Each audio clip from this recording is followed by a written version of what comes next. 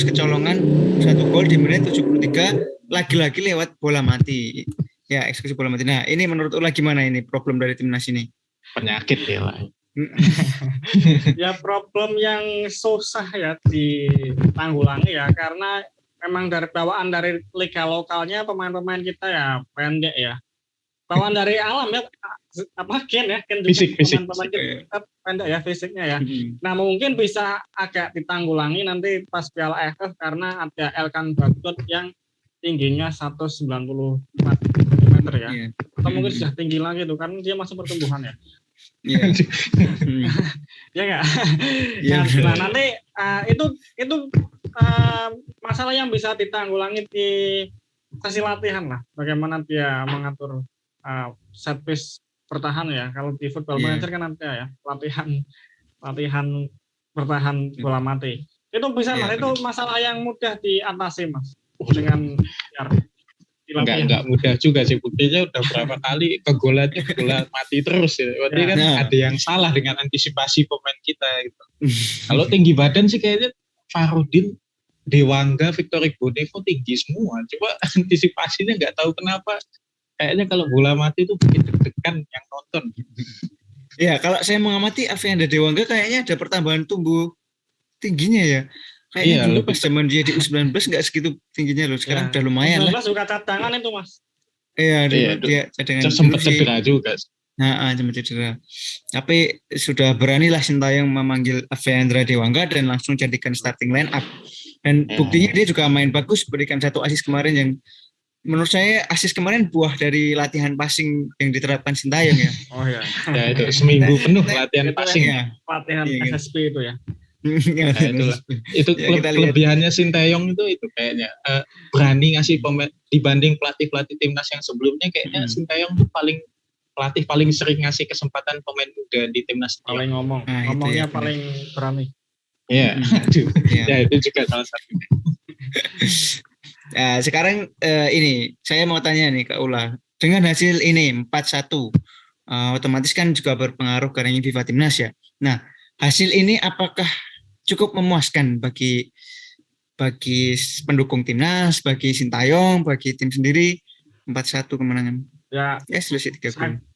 Menurut saya sih kemenangan apapun ya, apalagi telak itu pasti mengangkat moral ya. Apalagi ini pertandingan terakhir, jadi mood pemain itu perlu dijaga agar tetap tinggi. Apalagi kita lihat taktiknya Sintayong meminta Asnawi ke tengah, Arhan ke tengah itu kan nanti malam membuahkan hasil. Gol pertama itu Asnawi kan bek kanan dia masuk ke tengah.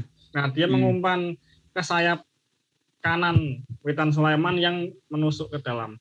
Ezra Walian juga dia cair tidak di tengah. Artinya apa? Taktik dari sayap masuk ke tengah yang kita lihat sejak lawan Taiwan itu pada akhirnya membuahkan gol. Itu menambah satu bukti bahwa mungkin taktik Sintayong ini yang jarang kita saksikan di Liga 1 ini akan berhasil. Jadi dari sisi pendukung timnas kita bahagia karena menang. Dari sisi Sintayong mungkin dia bisa percaya diri bahwa ini taktik mulai jalan. Begitu mas. Iya benar ya. Iya sih kita bisa lihat kemarin beberapa peluang. Cuman ada beberapa peluang yang harusnya itu menurut saya 80% lah bisa gol. Salah satunya sodoran bola Ezra Walian, Witan Sulaiman juga berapa.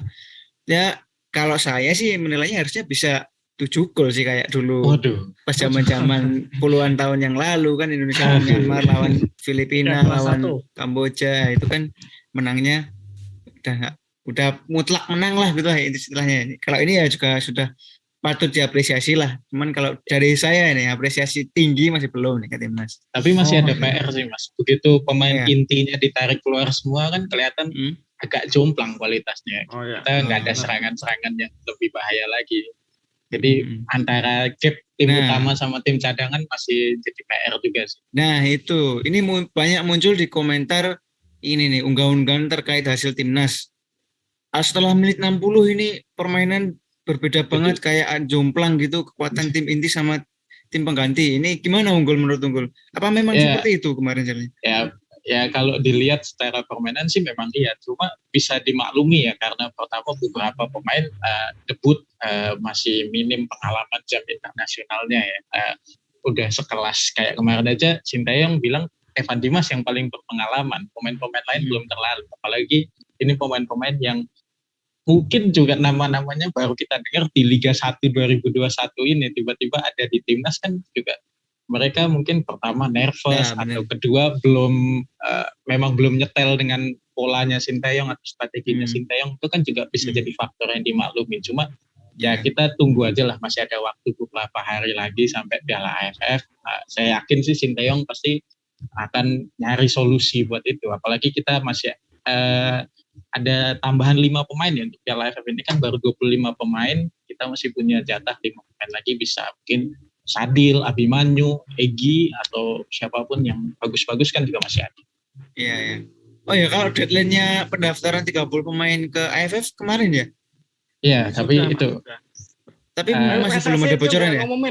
Iya, kayaknya masih ditutup rapat ya. Iya, siapa tahu nanti siapa? Sandy Walsh ada namanya di situ kan, kita nggak tahu. Itu tapi kayaknya nggak bisa ya dengan ya, kita belum tahu lah. Mungkin dirahasiakan karena itu tunggu 4 pemain itu, siapa tahu. Ya, bisa jadi. Ya. Jadi PSSI lobbying ya kan, sukanya lobbying. Siapa tahu. Besok siapa tahu begitu Piala AFF Park Hang-seo kaget tuh kok ada pengaturan. Kan kita nggak tahu. Mungkin strategi. Nah, oke. Bicara ini tadi kan timnas menang 4-1 nih. Berarti ranking FIFA-nya naik dong ya? Karena ini kemarin masuk agenda FIFA A-match ya. Iya. Ya, harusnya. Kemarin kan kalah dari Afghanistan, turun nih 166, turun 1 peringkat. Kalau ini kemungkinan bisa naik berapa nih kira-kira? Mungkin lebih tepatnya poinnya naik, Mas. Poinnya tambah. Oh, poinnya tambah. Tergantung peringkat atasnya. Pertandingan lain. Kalah apa dapat poin apa enggak gitu ya. Oh, iya sip.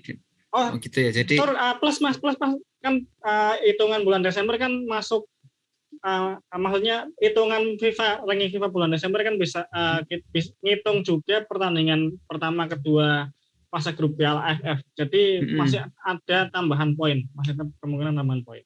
Gitu ya. Berarti nanti AFF juga masuk poin FIFA juga ya. Tapi nggak masuk agenda FIFA gitu kan ya? Bukan di kalender FIFA. Bukan di kalender. Cuma FIFA masuk agenda resmi ya.